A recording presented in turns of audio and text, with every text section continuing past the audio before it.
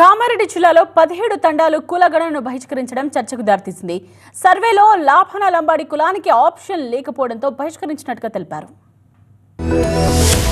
తెలంగాణ ప్రభుత్వం అత్యంత ప్రతిష్టాత్మకంగా చేపట్టిన కులగణనను 17 తాండాల ప్రజలు బహిష్కరించిన ఘటన కామారెడ్డి జిల్లాలో చోటు చేసుకుంది. కామారెడ్డి జిల్లా గాంధారి మండలంలోని 17 తాండాల్లో కులగణన సర్వేకు ప్రజలు దూరంగా ఉన్నారు. రేవంత్ రెడ్డి ప్రభుత్వం చేపట్టిన కులగణన సర్వేలో లాభానా జాతి లంబాడీలకు ఆప్షన్ ఇవ్వనందున బహిష్కరిస్తున్నట్టుగా తెలిపారు. వారు కులగణన సర్వేలో లాభానాలకు జాబితాలో ఆప్షన్ ఇవ్వకపోవడంతో గాంధారి మండలంలోని నేరేల్ తాండా, చద్మల్ తాండా, మోతీరాం తాండా, జమినీ తాండా, తిప్పారాం తాండా, మధురానగర్ తాండా, నడిమి తాండా, గుర్జల్ తాండా, కుమ్మరికుంట తాండాల్లో సర్వేను బహిష్కరిస్తున్నట్టుగా లాభాన లంబాడి రాష్ట్ర అధ్యక్షుడు తాన్ సింగ్ తెలిపారు. వెంటనే తమ లాభాన జాతి లంబాడీలను కులగణన సర్వేలో చేర్చాలని డిమాండ్ చేశారు. ఆందోళన కార్యక్రమంలో గాంధారి మండలంలోని 17 తాండాలకు చెందిన లాభాన జాతి లంబాడీలు పాల్గొన్నారు. వారం రోజుల్లో సమస్య పరిష్కరించకపోతే జాతీయ రహదారిపై ఆందోళన చేస్తామని హెచ్చరించారు లాభాన లంబాడి సంఘాల నేతలు. ఈ జాతిని గుర్తించే వరకు కులగణన మీరు చేపట్టినటువంటి బీసీ కులగణన మేము ఈరోజు బహిష్కరణ చేయడం జరిగింది.